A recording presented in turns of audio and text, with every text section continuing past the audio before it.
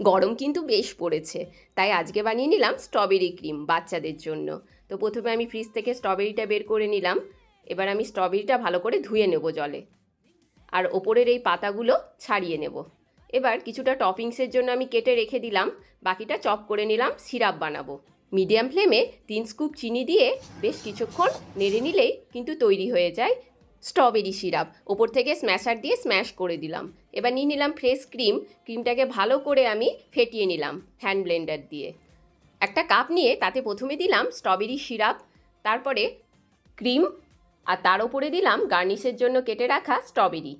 তার উপরে দিয়ে দিলাম 1 স্কুপ আইসক্রিম দিয়ে আবার আমি বেশ কিছুটা আইসক্রিম দিয়ে ওপর থেকে স্ট্রবেরি সিরাপ দিয়ে আবার গার্নিশ করলাম।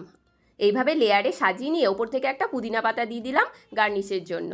আর তোমরা আমার চ্যানেলকে সাবস্ক্রাইব করতে ভুলে যেও না যেন। Bye bye.